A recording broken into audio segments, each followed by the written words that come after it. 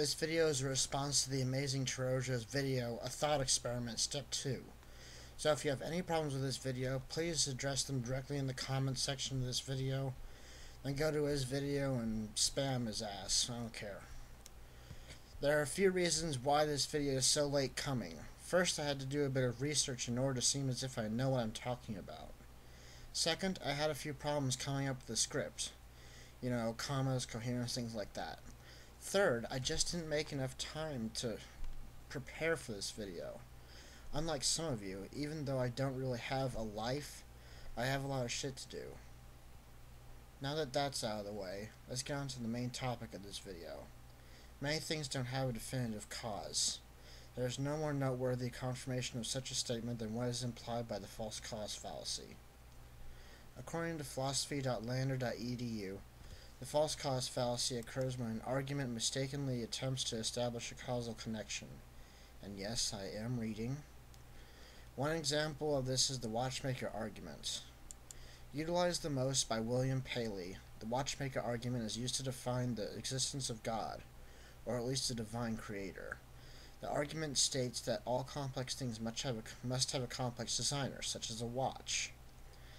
Since the universe is endlessly complex, according to the watchmaker argument, it must have an equally or superiorly complex designer, aka God. Since the bountiful problems that arise from this argument are fairly obvious to anyone who has a brain, I won't cover most of them in this video. What I will cover, however, is the problem with God being the divine creator, or at least in the conclusion. Why does the conclusion of the argument have to be God? Why can't it be a car or a skyscraper or a clock? All those items could fit into the conclusion just as easily as God does. I came up with another false cause argument, just for you guys. A bowling ball is on the floor of a busy restaurant. Premise 2. A broken chair is next to it. Conclusion, therefore the bowling ball broke the chair.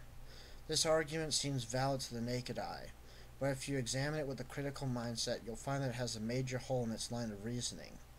The premises do not necessarily lead to the conclusion. A big fat guy could have plopped his ass down in that chair and smashed it with his immense weight. The chair could have been made in the 1600s, and it finally collapsed after 400 years of usage. Someone could have had a fight last night and forgot to clean up the mess. My point is, you could easily come up with numerous other assumptions that might explain why the chair is broken. And the more there are, the less likely any of them is the correct one.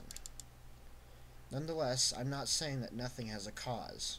If nothing had a cause, nothing would ever happen. I'm saying that a lot of events that have designated causes were probably caused by something else. That's it, or viedo, or however the fuck it's pronounced.